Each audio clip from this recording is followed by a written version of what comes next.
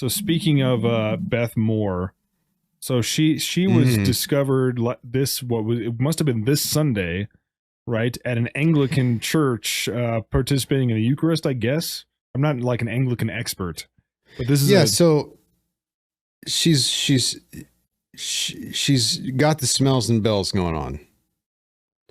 Now, here's what I was thinking, David, and I never expressed it on Twitter, but if you were a Southern Baptist and you held to the Southern Baptist Convention, the Southern Baptist Faith and Message,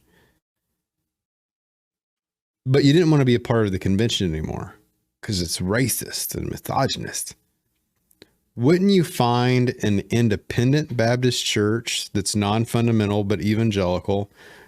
They would call it non-denominational, probably.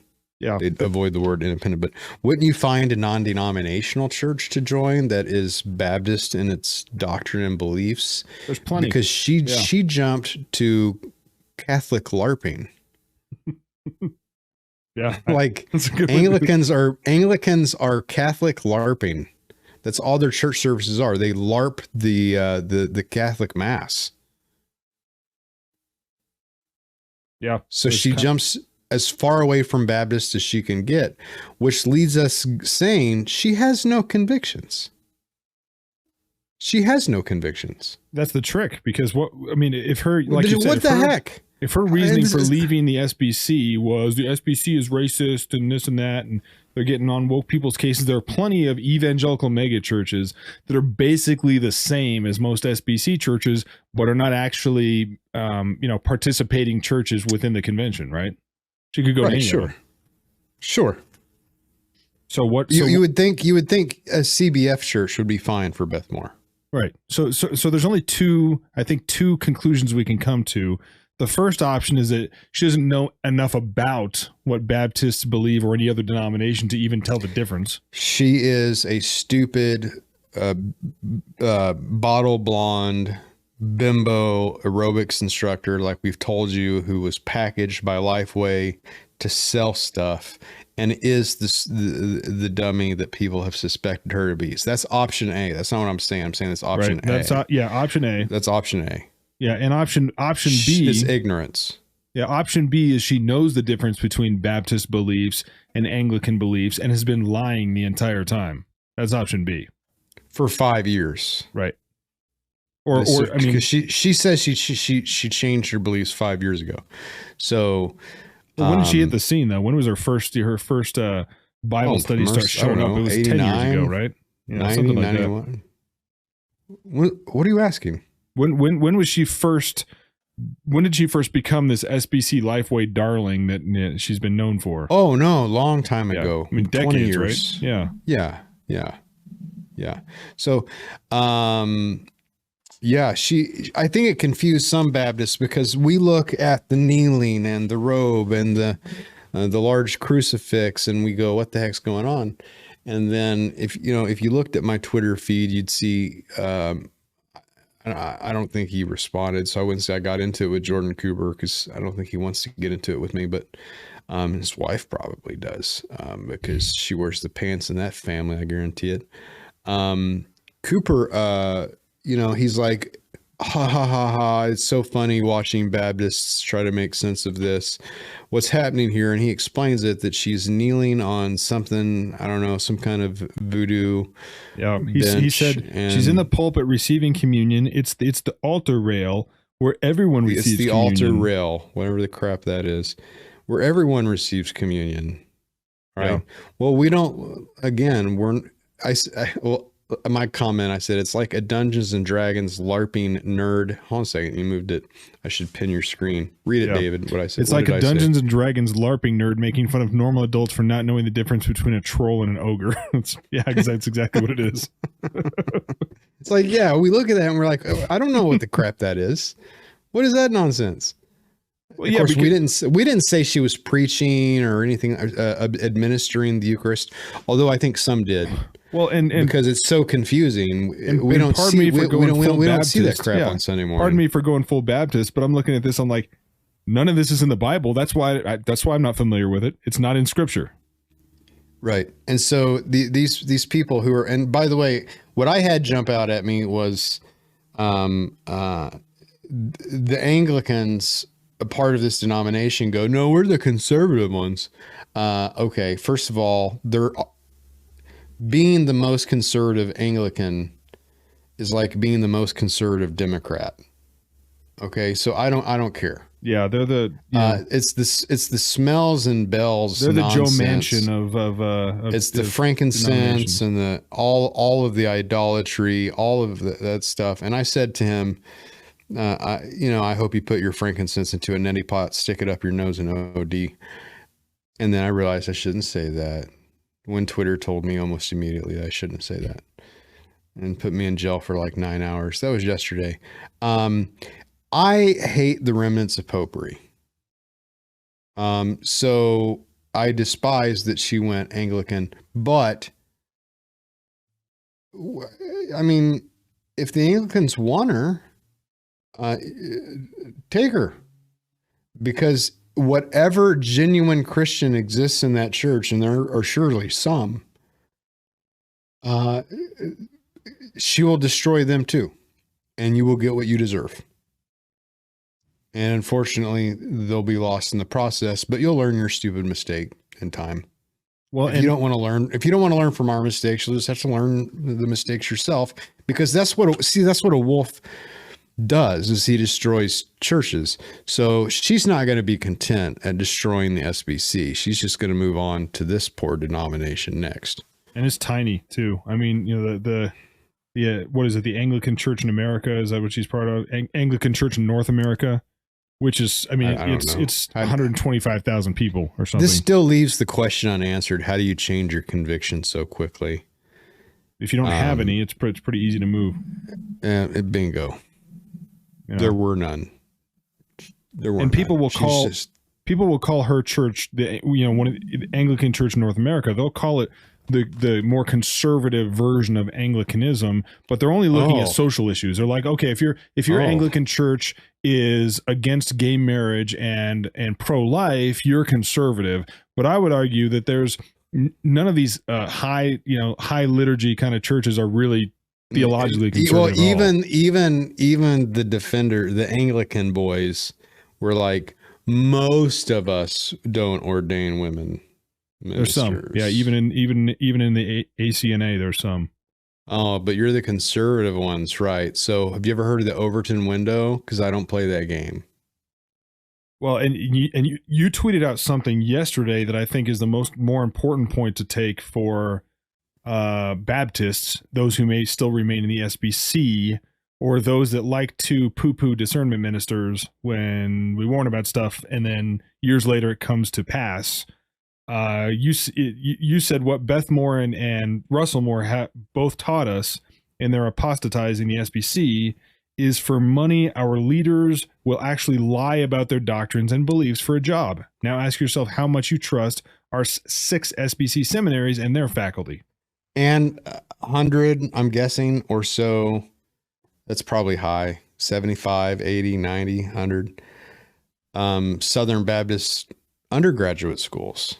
Mm-hmm. How many faculty members sign on to a document to the Baptist Faith and Message, knowing darn well they don't believe it? Russ Moore did it. Beth Moore did it. And the SBC at Southwest Baptist in Bolivar, Missouri, a bunch of them did it. I mean, the main guy at the theology school at SBU in Bolivar, Missouri, was teaching annihilationism, and yet swearing up and down that he affirmed the Baptist Faith and Message.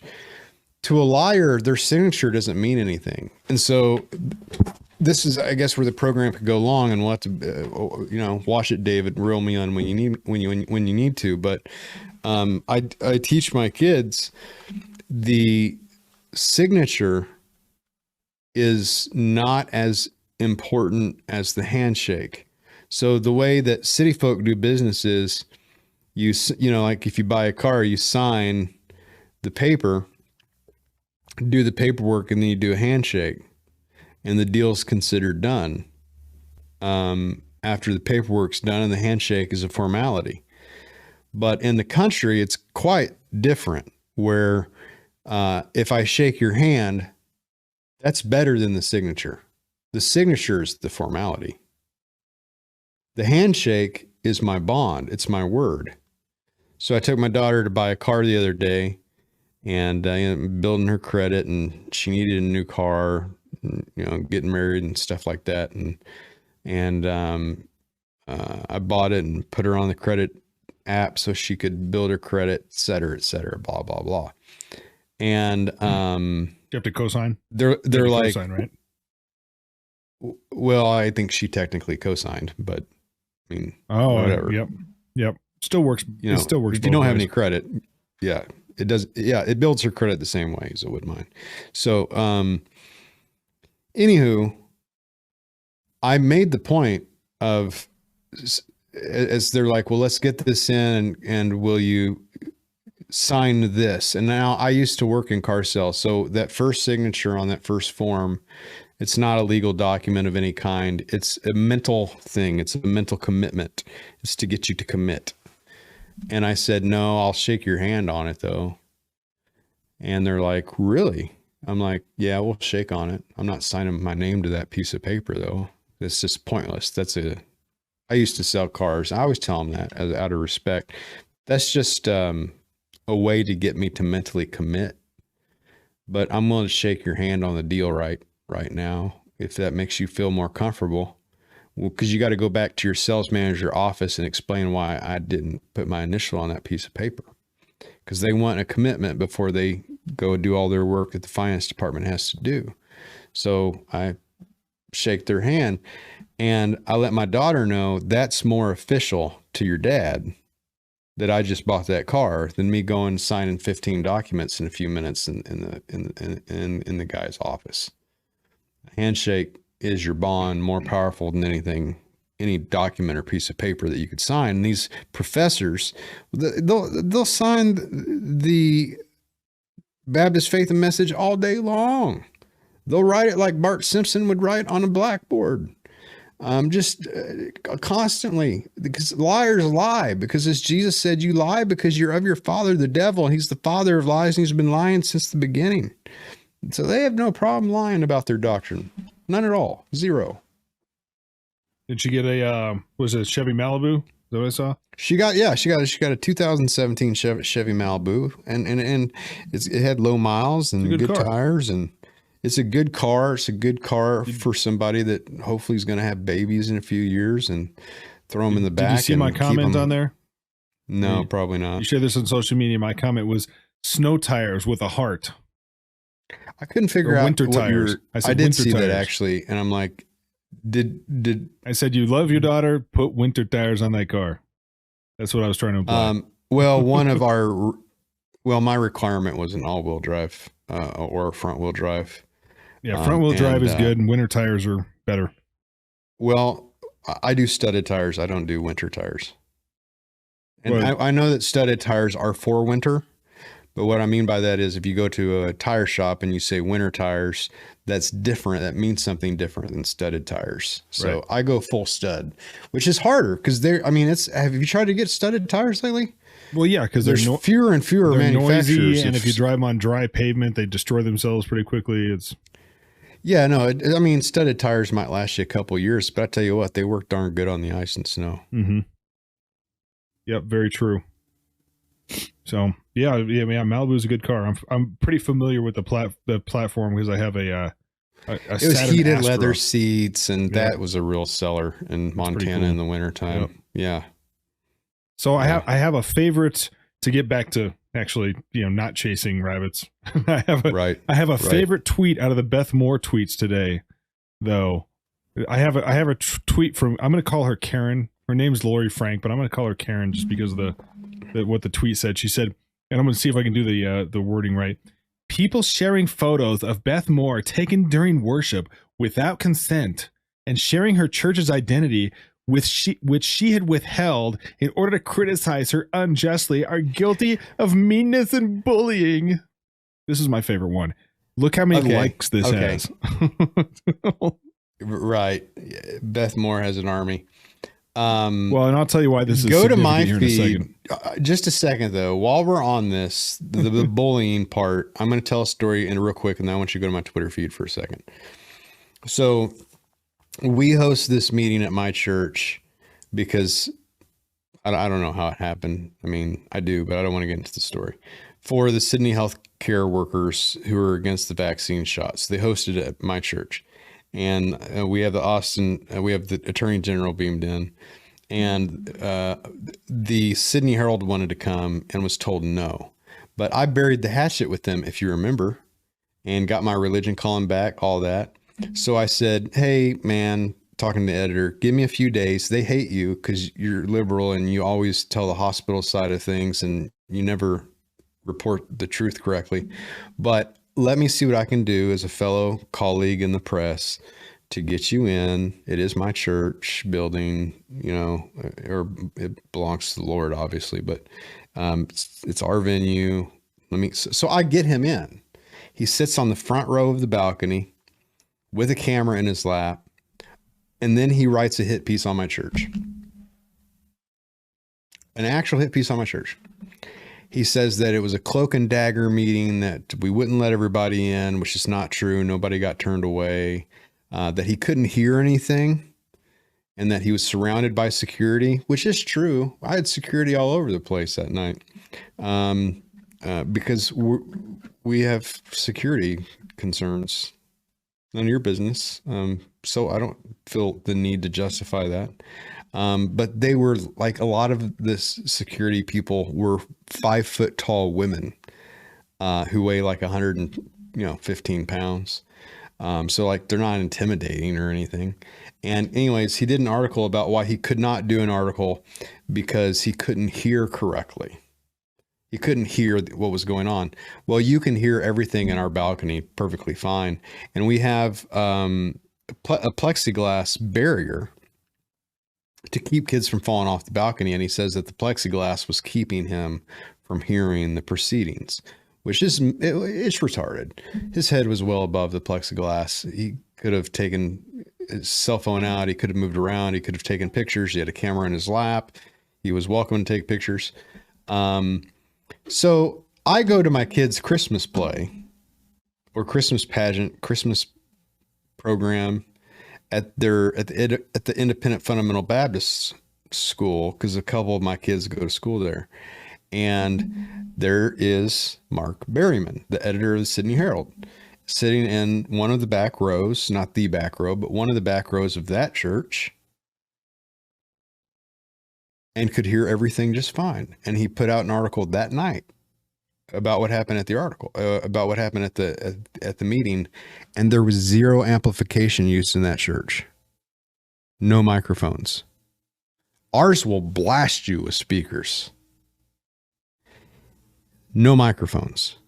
He could hear fine. It was selective hearing. So what did I do? I'm sitting in the back row because I'm a decent Baptist. So I take pictures of him and I post them online. And I took pictures of about half the crowd. And I thought, I hope my kids don't get kicked out of school for this. Just to demonstrate that he has selective hearing. All right. So, am I a bully because I took pictures of him in a public place without him knowing it? Am I a bully? Now, that's the narrative, and it's coming from the Gestapo over at the Hominturns over at the Gospel Coalition, Ray Ortland. So if you go over to my Twitter feed, you'll see him make a statement. Now, let me ask you if you think it's bullying or not. Can you do that, David? You just scroll down my page. It was today, I think. Was it? It might have been one of the first tweets this morning. I must have scrolled right by it. Let me see. Ray Ortland says, oh, is that what you're talking about? Yeah, Ray Ortland. You mean the one where he's in his priestly garb? I'm gonna call it that all the time now, by the way. If anybody's wearing robes like this, it's now a priestly garb. Oh, just because it annoys the liturgical types. Yeah, harass me all you want. Because he feels harassed because he's criticized. Well, you throw yourself out there as a public figure. you're going to get harassed. Can I just be honest with people? I'm not like a real public figure, but like for the case of legal proceedings, I'm a public figure, and it depends who you are as to whether or not I'm a public figure. But to most people, I'm totally non-important. But he puts himself out there on a platform every week, and then the Gospel Coalition on top of that. They're not harassing you; they're criticizing you. There is a difference. Senator Rand Paul is harassed. Yeah, following you around the streets and stuff like that is different. When people break his ribs at his house and beat him with a bat, he's harassed. You're not harassed, jackass. You're criticized. There's a difference. So sorry, go ahead with the rest of the thing. Well, yeah, and to guys as soft as him, criticism is harassment. Words of violence. All right, JD, words of violence. Hurts harassment. It hurts. It hurts his widow feelings. Read the rest of the tweet, because I want you to pick up on what I was picking up on. Well, you said you screenshotted that and you said, or what? Like, because he said, harass me all you want, but leave her and others alone. And you said, or leave what? her and others alone. Yeah, leave her and others alone. My answer is, or what? Yeah, answer that in a non-bullying way, please, is what you said. Or what? Or what? You gonna come after me? You gonna sue me? You gonna harass me? You're gonna harass him. You gonna bully me? That's the point.